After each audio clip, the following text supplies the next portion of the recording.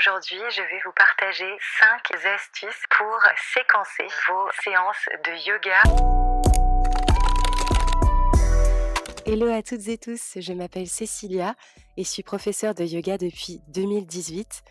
J'ai fondé le studio en ligne Alia il y a déjà 3 ans et il y a 3 ans également avec ma collègue Megan, on a cofondé l'école de formation de yoga pour devenir professeur Alma Sadhana. J'enseigne en présentiel, entre autres, entre le Costa Rica et la Côte d'Azur, donc j'ai vraiment une tendance à faire bouger mon activité et du coup, ça me permet bien, d'être assez mobile. Alors, je suis hyper ravie de vous retrouver par ici pour une petite vidéo. Alors, restez bien jusqu'à la fin parce qu'il y a une très jolie surprise de folie que vous avez hâte peut-être de découvrir. Donc, restez jusqu'à la fin de la vidéo. Et enfin, avant de passer au vif du sujet, n'hésitez pas à liker, à commenter et à partager et également à vous abonner à cette chaîne YouTube pour soutenir notre belle communauté. Aujourd'hui, je vais vous partager 5 astuces pour séquencer vos séances de yoga, entre autres yoga vinyasa, puisque dès lors qu'on parle de séquençage, c'est vraiment de ce type de yoga en particulier auquel on fait référence. Sans plus tarder, donc je vous ai noté 5 petits points qui m'ont beaucoup aidé personnellement dans l'établissement d'une séquence, comment construire en fait un cours de manière intelligente, créative, tout en respectant certains principes de base. Ces 5 points sont les suivants. Le premier point, c'est trouver une peak pose, donc ce qu'on appelle une peak pose, et surtout trouver un thème. Et trouver un thème au regard de cette peak pose. Le deuxième point, c'est établir une corrélation et surtout un équilibre entre, d'un côté, la flexibilité-mobilité et de l'autre, la force et la stabilité dont on a besoin dans sa peak pose. Donc de façon à savoir comment on va construire sa séquence pour avoir un parfait équilibre entre les deux pour éviter les blessures évidemment. En troisième lieu, on a le séquençage pur et dur en termes de créativité. Donc, comment est-ce qu'on fait finalement pour chorégraphier une séquence, une séance? Ensuite, le quatrième point, c'est s'entraîner. Donc, s'entraîner, être à l'aise, à voir vraiment la séquence que l'on a créée nous-mêmes dans notre corps. Et enfin, le dernier, c'est de réutiliser, recycler ces séquences, d'avoir un répertoire pour en fait gagner du temps dans sa pratique et surtout dans la création de ces cours, puisque vous allez voir souvent quand on a beaucoup de cours en présentiel, on a besoin d'avoir un répertoire de pratique avec plein de choses en tête pour pouvoir évidemment être la plus organisée possible. Et de ce fait, qui dit organisation dit tout simplement qu'on est mieux dans ses baskets lorsqu'on part enseigner. Alors revenons un petit peu à nos moutons. Donc on va revenir au premier point. Le premier point, c'est de trouver une thématique. Une thématique, c'est un petit fil conducteur qui va donner, on va dire, de la texture, de la saveur à votre cours. Et au-delà de ça, ça peut être un rappel philosophique, ça peut être une expérience que vous êtes en train de faire vous-même, ça peut être une petite leçon de vie, ça peut être une inspiration, ça peut être un poème, ça peut être une chanson, ça peut être juste de l'ordre de votre propre création, ça peut être mille et une choses en fait, un thème. Ça peut être la gratitude, ça peut être la compassion envers soi, ça peut être amour de soi, etc., etc. Pour reprendre des thèmes un peu classiques, ça peut être les chakras. Et du coup, quand vous avez les chakras, vous avez des cours sur 7 séances, par exemple. Enfin, ça peut vraiment être hyper, hyper large. Pour autant, c'est bien d'avoir une idée pour donner, on va dire, quelque chose de l'ordre de la créativité. Et cette créativité, en fait, elle est vraiment, elle est infinie, elle est très singulière, encore une fois. Et vraiment, en fait, elle va vous permettre, en fait, de donner quelque chose, d'un petit peu plus dense, en fait, au cours. De pas seulement être dans la dimension posturale ou esthétique ou physique, mais vraiment, en fait, de donner une essence à ce que vous êtes en train de transmettre. Donc ça, c'est le premier point. Et force est de constater que quand vous allez trouver votre thème, vous allez par extension pouvoir aussi du coup trouver votre posture. Je donne un exemple concret. Aujourd'hui, ma thématique, c'est l'amour de soi, c'est ouvrir mon cœur. Donc forcément, je vais travailler avec des postures d'ouverture de cœur. si je me lie à la thématique, par exemple, du courage, le fait d'aller chercher dans ses ressources, puiser dans ses ressources intérieures, de renouer avec la confiance en soi, avec l'estime de soi, d'aller de l'avant, d'aller chercher un petit peu cet agni, ce feu intérieur, je vais peut-être privilégier des postures où on va mettre l'accent sur, par exemple, le centre, ou même des postures en inversion, des postures d'équilibre sur les mains qui demandent peut-être d'aller chercher, puiser dans notre force intérieure, dans notre puissance intérieure, d'aller chercher cette résilience, etc., etc. Donc vous voyez, en fait, il y a une manière hyper intelligente finalement de trouver à la lumière de son thème une peak pose. Et c'est pas parce que vous choisissez une peak pose une fois que vous pouvez pas réutiliser cette peak pose à un autre cours, le cours d'après. En fait, on n'a pas besoin d'être toujours original. Une peak pose, ça peut être Tadasana. Une peak pose, ça peut être la planche. Une peak pose, ça peut être Sukhasana. Ça peut être tellement de choses, une peak pose. Donc vous voyez, en fait, ça n'est pas nécessairement la posture la plus compliquée, la plus avancée de la séquence. Parfois, au contraire, on a vraiment une séquence qui demande beaucoup d'engagement. Et puis, au final, la peak pose, on a la stabilité, on a nos fondations pour aller dans Tadasana, exemple. Et puis, toute la séance, on a fait des postures, par exemple, planche, etc., renou avec son centre, des fondations bien établies. Donc, vous voyez, en fait, ça n'a pas besoin d'être la posture la plus complexe, la plus avancée, mais ça a besoin d'être peut-être la posture ou l'essence de la posture la plus aboutie. Et vous voyez encore une fois que l'idée, c'est vraiment de mettre au diapason votre thème, d'une part, avec votre peak pose d'autre part. C'est difficile de déterminer peak pose en français, pose peak, on utilise ce terme en fait parce que c'est le terme en anglais, mais du coup en fait c'est hyper important d'avoir cette peak pose parce qu'elle va donner un fil conducteur à la manière avec laquelle on va créer le flow, et c'est du coup le deuxième point. Il y a un verset, donc un sutra qui est hyper important dans les Yoga Sutras de Patanjali, au chapitre 2, Sadhana Pada.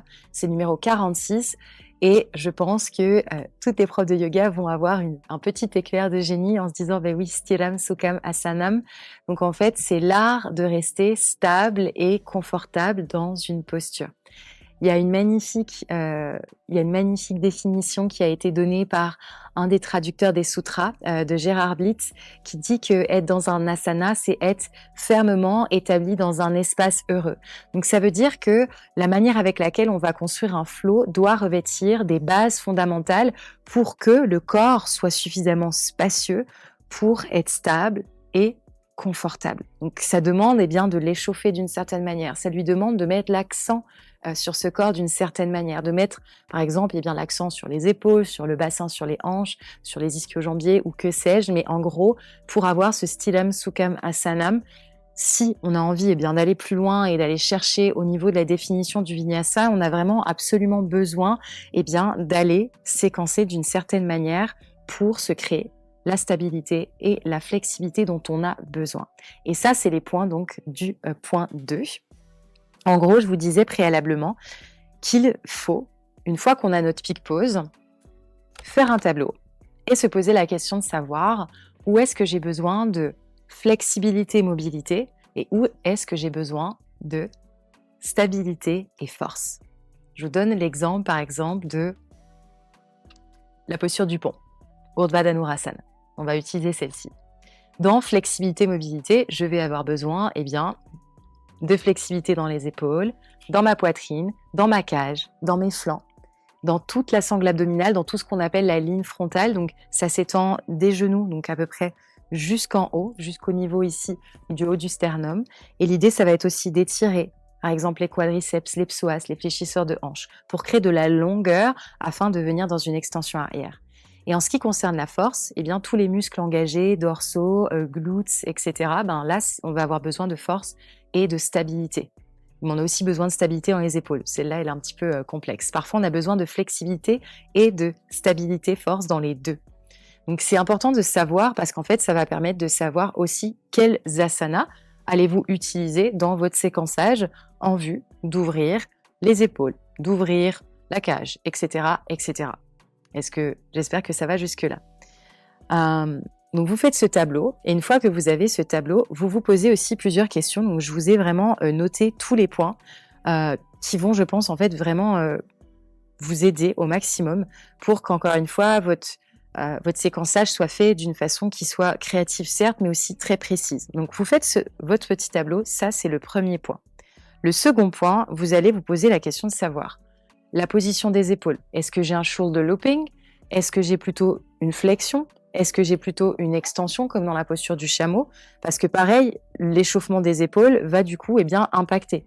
Donc si par exemple votre peak pose c'est Bhujangasana, peut-être qu'on va pas avoir besoin de faire plein d'extensions arrière en fait, comme ceci par exemple. Ça peut être utile, mais c'est pas le point. On a besoin d'ouvrir les épaules d'une certaine manière. Versus si votre peak pose c'est par exemple la posture du chameau, donc on a ici une extension des épaules, on va pas faire que des flexions d'épaules. Donc c'est important de se positionner par rapport à ça. C'est précis, mais c'est important.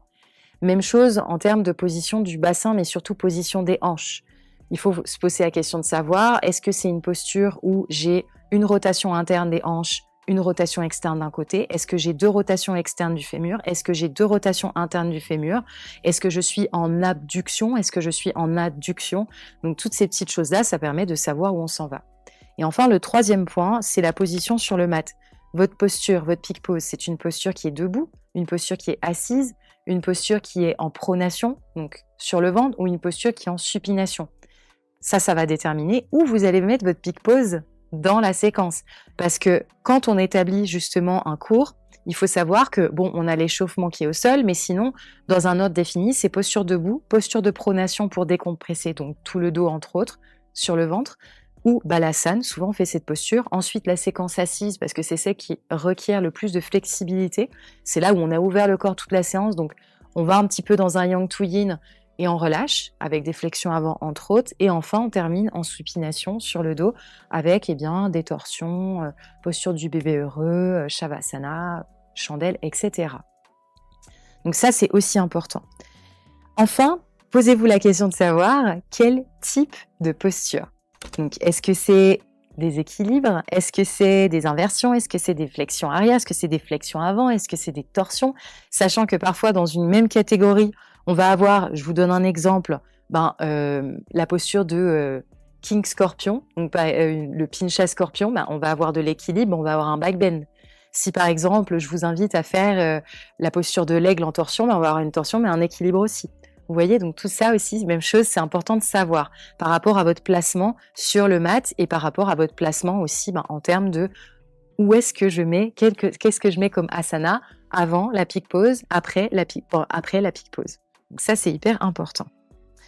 Donc ça, c'est les points concernant flexibilité, mobilité, force, stabilité et savoir un petit peu démêler tout ça. Donc, c'est beaucoup d'informations. J'espère que déjà, après ce deuxième chapitre, vous êtes un petit peu au clair. Le troisième, ça va être lié au séquençage. Une autre chose que j'applique beaucoup au séquençage, c'est de me poser la question, ma posture, est-ce qu'elle est déjà symétrique ou asymétrique? Parce que forcément, en fait, la longueur de votre krama, un krama, c'est une séquence avec X postures. En fait, elle va pas être la même si votre peak pose, par exemple, c'est la déesse, versus votre peak pose, c'est guerrier 2. Parce que du coup, si c'est guerrier 2, on est obligé de refaire la séquence 2 fois pour avoir un équilibre dans le corps, droite-gauche, un équilibre yin-yang, etc. Donc ça, c'est hyper important. Mais si votre peak pose, c'est Malasana, ou si c'est la posture de la déesse, etc., on rentre pas du tout dans la même dynamique. Donc ça veut dire que on va séquencer notre krama, notre séquence, d'une façon à peut-être avoir quelque chose de plus conséquent, avec peut-être un petit peu plus de posture. Mais du coup, notre peak pose va être, ça peut être au milieu ou vers la fin de la séquence, d'une façon qui soit bien amenée et bien équilibrée. Parce que même chose, souvent, quand on a un rapport avec des postures qui sont symétriques, elles sont dans la longueur du tapis. Pas toujours, mais elles peuvent être dans la longueur du tapis. Donc c'est à vous de vous poser la question. Urdhva Dhanurasana, que j'ai cité préalablement, ça se fait dans la longueur du tapis, sur le dos, tout à la fin. Donc vous voyez, c'est plein de petites choses à mettre en place, mais c'est des choses qui ont vraiment leur importance.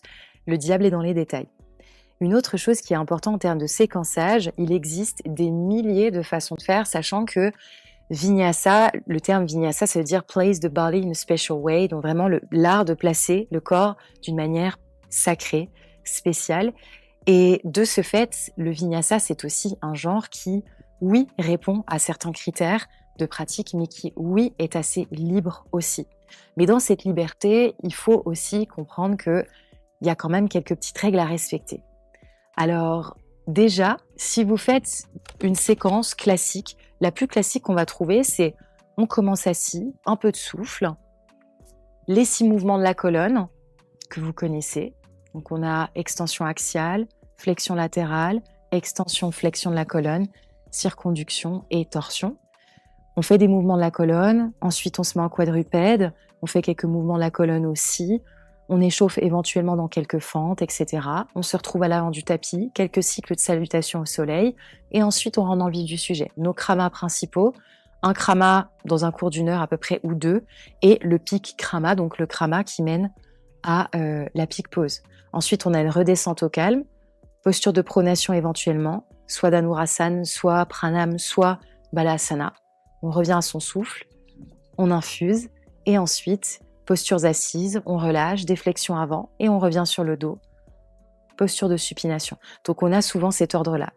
Si on a envie de se référer d'une manière un petit peu plus incarnée par rapport aux éléments qui nous composent à la nature, on va commencer par l'ancrage, la terre, les mouvements fluides, l'eau, on est dans l'échauffement. Puis l'échauffement va se faire de plus en plus intense, on va rentrer dans le feu. Donc par exemple avec tout le travail du centre, entre autres, un travail de stabilisation. Ensuite, on va être dans l'élément air, donc l'aspect peut-être un peu plus aérien, expansif, jusqu'à la pic pause, où on redescend, on se crée de l'espace, on se pose, on revient à soi, élément éther. Donc vous voyez, vous pouvez aussi faire à travers ce séquençage-là. Un autre type de séquence que j'aime beaucoup, on appelle ça un ladder flow ou des flows échelles. En fait, c'est vous séquencer en ajoutant une posture ou plusieurs postures à chaque séquence. Donc, vous faites une première séquence avec 2 postures. La séquence d'après, vous faites une 3e. Puis la séquence d'après, 4, puis 5, puis 6, jusqu'à la pic pause. Construit éventuellement d'une manière intelligente et incarnée pour avoir la flexibilité et mobilité, stabilité nécessaire à aller dans la pic pause sans se blesser. Parce que c'est vraiment de ça dont il s'agit. Et c'est pour ça qu'on fait ce travail en amont. Pour avoir le juste équilibre dans notre corps et éviter des blessures, etc. Donc ça peut être un ladder flow où vous pouvez faire 3, 6, 9. Donc 3 pauses, ensuite on fait 6 pauses, puis ensuite 9 pauses, et la 9e pause, ça peut être par exemple votre pic pause. Donc vous voyez, il y a plein de façons créatives de jouer finalement avec le mouvement, de jouer avec les asanas, et ce, de la plus belle des manières. Alors retenez quand même quelque chose qui est hyper important, c'est que le vinyasa, c'est un genre qui se veut créatif, comme on l'a vu, et c'est merveilleux parce que ça nous laisse beaucoup de liberté en tant que prof. Liberté pour chorégraphier, liberté par rapport aussi à nos aspirations, à nos inspirations du moment. Et c'est ça qui est juste génial. Ça permet un petit peu de sortir de l'aspect peut-être plus traditionnel de certaines disciplines comme le Ashtanga, qui sont très intéressantes aussi, mais du coup qui sont tout le temps vouées à être pareilles en fait. Donc c'est vrai que le vinyasa a cette liberté qu'on peut bien s'octroyer. Mais ce qui est important de comprendre, c'est que créativité ne veut pas nécessairement dire qu'on fait tout et n'importe quoi. Il y a plein de choses en fait qui nécessitent d'être mis en avant, notamment donc, par rapport au placement des hanches. Ça, c'est hyper important, le placement des hanches, parce que quand on va vers une ouverture des hanches, en fait, il faut comprendre déjà que c'est un petit peu le pont entre le haut et le bas, entre le terrestre et l'aérien finalement, et que nos hanches, en fait, elles soutiennent beaucoup de choses dans le corps. Et nos hanches, en termes de mobilité, la façon avec laquelle on va les mobiliser dans une séquence, c'est hyper important pour avoir une pic pause qui soit stable et confortable. Stiram Sukham Asanam. Vous vous souvenez, ce fameux sutra des Yoga Sutras de Patanjali. Et du coup, quand on veut séquencer de manière créative, l'idée, ça va être quand même d'éviter des ouvertures-fermetures de hanches, ouverture-fermeture de hanches, ouverture-fermeture de hanches. Et je vais vous donner l'exemple avec d'autres catégorisations de postures. Pourquoi ? Parce qu'en fait, quand on ouvre nos hanches, donc par exemple, ma pic pause, c'est la déesse, donc je vais mettre beaucoup de postures de la guirlande, des guerriers dansants, je vais mettre des lézards, des choses un petit peu comme ça pour créer de l'espace au niveau des hanches. Mais si après, je fais plein de postures de l'aigle, des postures du guerrier 3, des postures de la planche, des postures de la chaise, en fait, je vais complètement aller à rebours de ce que je cherche à construire dans mon flow. Donc c'est pour ça que c'est important de pas faire des ouverture, fermeture, ouverture, fermeture. Si vous faites une fente haute, ouverture de hanche dans un guerrier, c'est super. C'est bien d'avoir un petit peu de tous les éléments et c'est bien d'avoir toutes les composantes quand vous construisez un flow. Mais c'est bien de séquencer d'une manière intelligente, de façon à ne pas déséquilibrer le corps, de ne pas perdre l'équilibre que vous cherchez à avoir en ouvrant vos hanches. Là, ma séquence, je veux ouvrir les hanches, etc. Ma posture, c'est la déesse ou quoi. Si vous mettez plein de chaises, plein de planches, plein de trucs où en fait vous compressez finalement et vous contractez le corps, en fait, c'est dommage, on va pas pouvoir se rendre de la même manière dans la posture. En fait, en somme, c'est pas grave, c'est juste que c'est contre-productif. Au même titre que quand on fait une séquence de backbend, c'est important de mettre les contre-postures, donc des flexions avant par exemple, tout à la fin. Mais pas de faire un backbend, flexion avant, un backbend, flexion avant, un backbend, flexion avant. Parce qu'en fait, même chose, on va contrebalancer ce qu'on cherche à créer. On cherche à créer de l'espace dans les épaules, ouvrir l'espace du cœur, créer aussi un peu d'espace au sein de la cage thoracique. Donc si je refais des contre-postures, en fait, je repère mon équilibre initial et au moment d'arriver dans la peak pose, je vais plus avoir les éléments dont j'ai besoin à terme. Donc flexibilité, mobilité dans ce que je cherche à créer finalement. Donc ça, c'est hyper important. Même chose pour, par exemple, les postures en extension arrière, parce que c'est des postures qui demandent beaucoup de souplesse, notamment dans les épaules.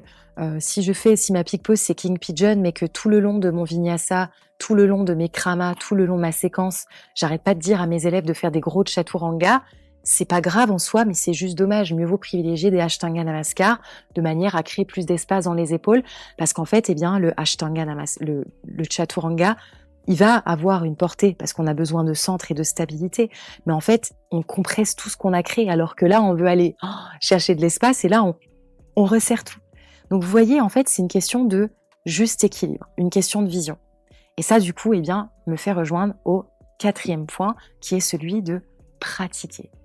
De pratiquer vos séquences pour être à l'aise avec, pour les avoir dans votre corps, parce qu'en fait, on se rend compte que quand on va les avoir dans son corps, on va être capable d'avoir le bon verbatim, les bonnes cues et les bonnes indications à donner, entre autres, pour nos élèves.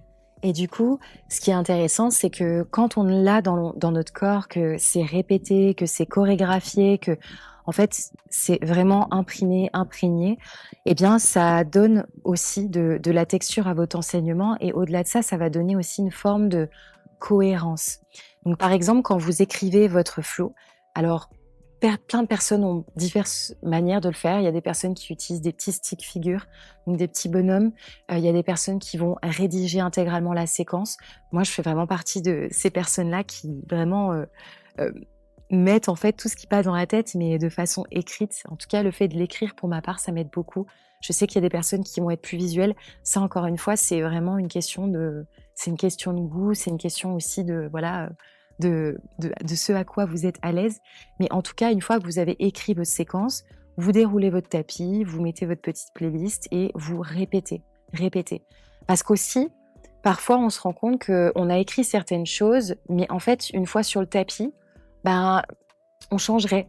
Parce qu'on s'aperçoit que ça va finalement pas trop ensemble, ou que la liaison et la transition, ou des choses comme ça ne sont peut-être pas hyper pertinentes, etc., etc. Donc ça, c'est à force de le pratiquer qu'on se rend compte de ça.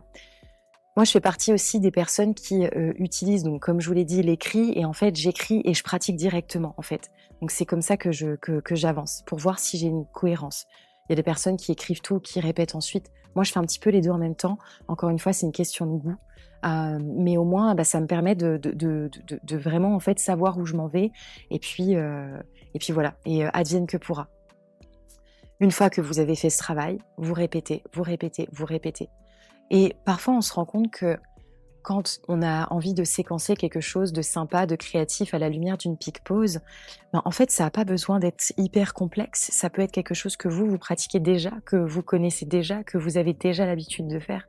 En fait, quand votre corps et le mouvement se sont apprivoisés, quand votre corps et l'asana se sont apprivoisés, et que vous arrivez en fait à donner des liaisons qui sont intéressantes et votre façon de faire et votre lumière à vous, en fait, c'est quelque chose que vous allez être capable aussi de transmettre de manière beaucoup plus aisée. Donc, le fait de répéter ces séquences, de les incarner et a fortiori de vraiment rentrer dans le détail des postures, va vous permettre en fait de déjà donner de la confiance parce que quand on arrive à un cours, au moins on est beaucoup plus préparé. Et ça fait partie vraiment aussi de notre travail d'arriver préparé, d'être à l'aise face à son auditoire. Et en plus, vraiment, ça va donner une magnifique expérience que de partager ce que vous pratiquez en fait. Et d'enseigner ce que vous pratiquez. Donc ça, c'est le 4e point. Et le 5e point, qui est un conseil de séquençage, mais au-delà d'être un conseil de séquençage, c'est surtout un conseil d'organisation. J'ai mis du temps à vraiment en fait le faire et ça a été vraiment life changer, game changer. C'est d'avoir un répertoire de pratique, avoir un répertoire avec tous vos cours. Alors avec les années, oui, vous allez avoir plein de carnets, plein de répertoires. En fait, vous savez toujours où aller chercher. Et ce répertoire, il est écrit ici sur du papier ou peut-être sur votre ordinateur. Et en fait, à force aussi de le travailler avec vos élèves, il va être aussi imprégné là. Vous avez un répertoire de pratique quasiment clé en main, j'ai envie de vous dire, là-dedans. Vous savez où vous en allez. Et à force de faire ça, vous allez avoir en fait, on va dire un vocabulaire et ce répertoire va grandir, grandir, grandir, grandir. Et c'est ce qui va donner une richesse immense aussi à votre enseignement.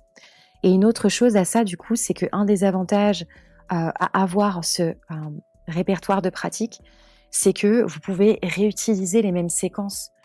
Il y a une chose, en fait, que on me demande souvent, notamment dans des YTT, c'est « Ouais, mais est-ce que je dois créer quelque chose de nouveau à chaque fois ?»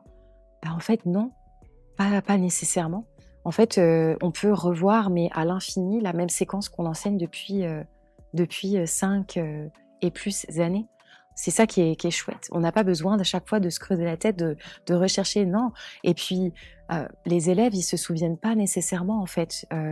Si vous avez enseigné telle séquence il y a 6 mois, à moins d'avoir une mémoire de dingue, mais vos élèves s'en souviennent pas. Au contraire, ça permet encore une fois de réimprimer la séquence d'une nouvelle manière, donc recycler ce que vous avez déjà. C'est bien d'avoir un répertoire de pratique, surtout quand on commence parce que ça nous met en confiance. Mais une fois que vous avez ce répertoire de pratique, vous pouvez le réutiliser, le recycler, etc. Donc ça, c'est hyper important. Et voilà. Un autre mot, et je pense que ce sera le petit point bonus, c'est amusez-vous. Amusez-vous en sachant qu'au-delà de votre cours physique stricto sensu, au-delà de la séquence que vous allez proposer à vos élèves, vous allez aussi proposer une expérience à travers votre thème, donc un fameux team weaving. Donc vous allez garder en fait ce fil conducteur tout le long, à travers le début, la méditation, l'entrée à la matière, puis ensuite votre fin, jusqu'à Shavasana. Et en fait, l'idée, ça va être de garder ce thème tout au long de la séquence et surtout en fait de donner une texture et de faire que votre séquence soit une expérience unique à travers un message que vous voulez faire passer à vos élèves. Vous êtes un espèce de secret space holder, c'est vous qui tenez un espace. Donc même chose, au-delà de la séquence, n'hésitez pas à arriver dans l'espace, vous imprégner de l'espace. Donc la salle de cours par exemple où vous allez enseigner, de mettre des bougies, de mettre une musique, de mettre aussi vos séquences au diapason avec une playlist, parce que souvent quand on pratique en musique et quand les musiques sont mises en harmonie avec tel moment, par exemple le Pickrama, on va vers la posture pic, mais en fait c'est juste génial. Ça met vraiment en fait l'élève dedans. Donc ce sont des petites choses, mais c'est des petites choses qui font vraiment les détails et qui, je l'espère, vous aideront dans vos prochains cours. En tout cas, je vous remercie 1000 fois d'avoir écouté cette vidéo. N'hésitez pas à la liker, la partager, peut-être que ça aidera des collègues à vous. Et je vous dis à très vite. Namasté.